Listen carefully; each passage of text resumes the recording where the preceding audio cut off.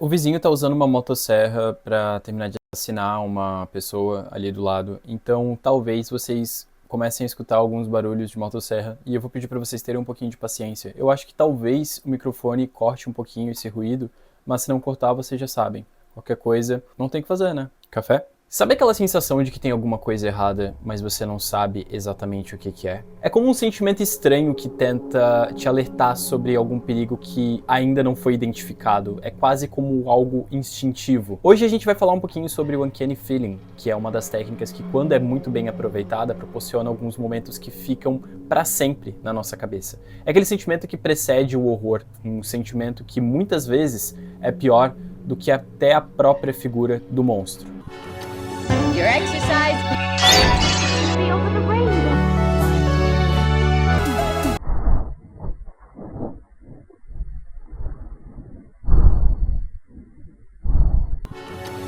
Your exercise. See over the rainbow.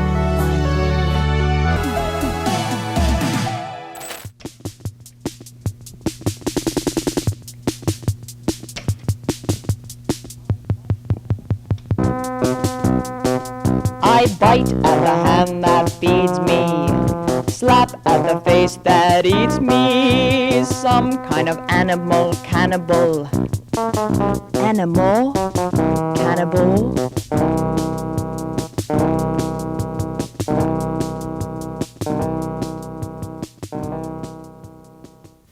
O Uncanny Feeling é uma expressão para algo que à primeira vista parece ser muito familiar e até aconchegante, mas que conforme você vai analisando um pouco melhor, isso acaba se tornando algo levemente errado. Isso nunca é algo explícito ou brutal, são sempre pequenos detalhes, e é essa sutileza que desperta esse sentimento de estranheza no nosso cérebro.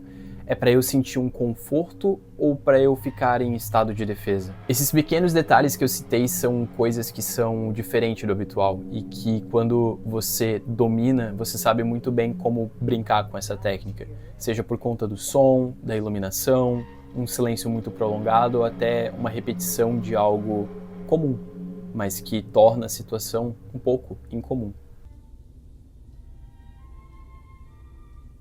A psicologia descreve o Uncanny Valley, ou Vale da Estranheza, como uma sensação de desconforto ou repulsa que as pessoas sentem ao ver representações humanas que são quase realistas, mas não completamente. Esse termo foi criado pelo Masahiro Mori em 1970, e a ideia é que quanto mais uma figura artificial se parece com um ser humano, mais empatia a gente acaba sentindo, mas isso vai até um certo ponto. Quando ele chega perto demais do real, o nosso cérebro detecta isso como uma estranheza e uma possível ameaça, já que é algo que se baseia no habitual, mas que está um pouco fora do comum. Dando exemplos como olhares vazios, movimentos estranhos ou uma pele artificial, a nossa reação normalmente vai ser de estranheza, medo ou rejeição, mesmo sem saber exatamente o porquê. Medo ou rejeição, mesmo sem saber exatamente o porquê. No terror japonês, por exemplo, o que vai despertar a estranheza é o uso da lentidão e o silêncio como uma antecipação.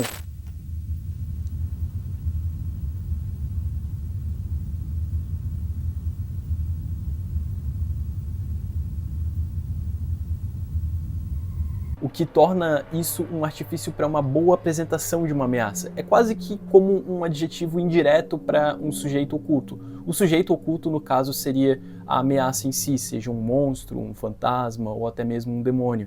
Você colocar esse tipo de artifício transforma toda a situação, mesmo que isso não seja algo diretamente relacionado ao monstro, porque você colocar um enquadramento diferente para a câmera não torna isso proveniente da ameaça. Não quer dizer que foi feito por conta da ameaça, mas sim para criar um clima um pouco diferente do habitual, entendeu? O nosso cérebro detesta incompletudes.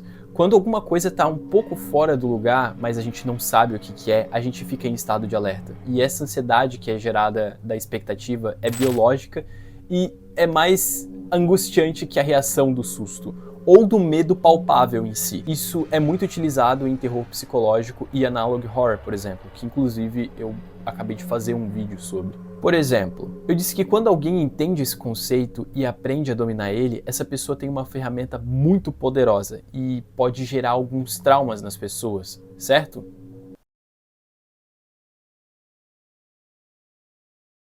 Agora eu vou dar alguns exemplos disso, a começar com Hereditário. E aqui tem um certo spoiler do filme, então se você não assistiu, assista o vídeo por conta e risco. Quando o Peter é convidado para uma festa com seus amigos, ele é obrigado pela sua mãe a levar a sua irmã, que é a Charlie, nesse caso.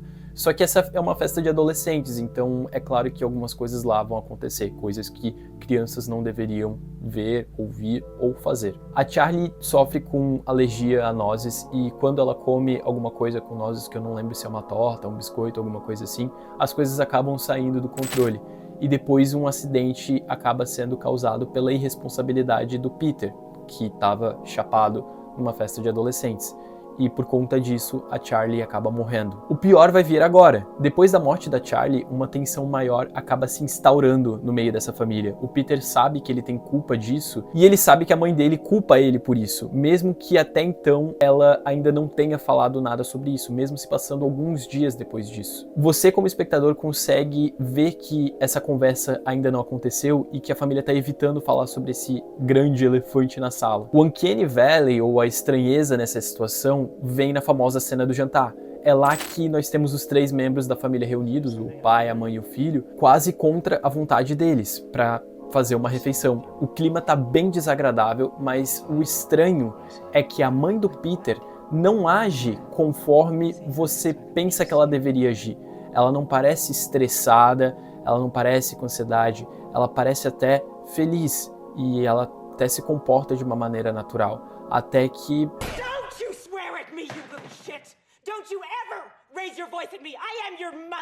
aqui o Uncanny ele acaba sendo mais sutil, mas o sentimento da ansiedade é muito maior, porque você já sabe que tem alguma coisa muito errada ali. A questão não é mais a dúvida, mas como ela foi construída, desde o acidente até a cena do jantar. O Iluminado também é um excelente exemplo de filme que traz toda essa estranheza, e aqui eu não vou atrelar somente a atuação das pessoas, porque essa atuação em si, eu particularmente acho algo muito estranho de se assistir, mas não estranho no sentido negativo da coisa, tá? Mas, na realidade, eu quero falar um pouco dos enquadramentos do filme. O Hitchcock era fanático por enquadramentos das câmeras, o que rendeu alguns takes únicos que são lembrados e homenageados até hoje. E são esses takes que causam essa estranheza. É o fato de que todos os dias o Danny brinca com seu triciclo pelos corredores do hotel e que essa mesma cena se repete por várias e várias vezes para gerar esse desconforto e a sensação de algo monótono, já que o Danny e o Jack e a Wendy, que são a família que compõe o filme, estão morando em um hotel gigantesco no meio do nada. Então não tem muita coisa para você fazer. Mas você repetir essa cena diversas vezes para enfatizar isso acaba se tornando algo um pouco estranho, mas não o suficiente para você questionar se tem algo errado. Até que os jogos também usam muito esse tipo de técnica e que, na minha opinião, é muito pior, mas pior no bom sentido da coisa. Em Silent Hill, por exemplo, você tem um conforto inicial das paisagens montanhosas, com uma neblina que cobre toda a cidade, mas você sabe que tem alguma coisa estranha naquele lugar. O som acaba denunciando um pouco isso, o espaço denuncia isso e a neblina também denuncia isso.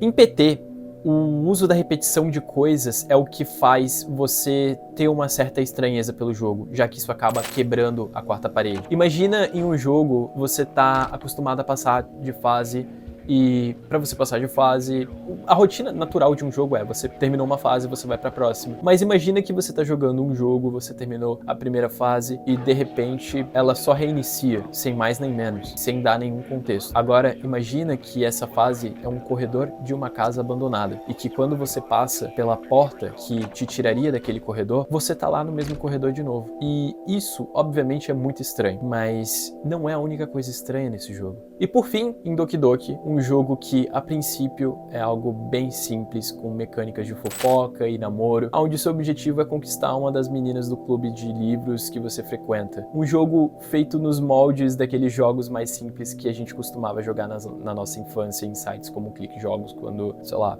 2014... Não, 2014 eu já tinha 14 anos. Esse jogo em si, ele evoca muito esse sentimento da época de visual novel. Eu acho que esse é o nome correto para esse tipo de jogo.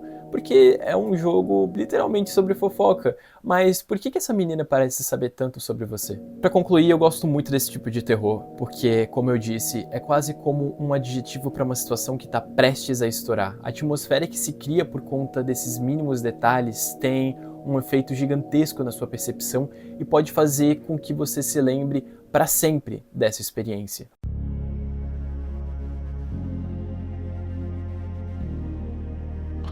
Bom, gente, mais um vídeo terminando e dessa vez eu resolvi fazer um tema um pouquinho diferente de novo, não falando sobre algum filme específico. Eu espero que vocês tenham gostado, curtam e comentem para um próximo tema. E é isso.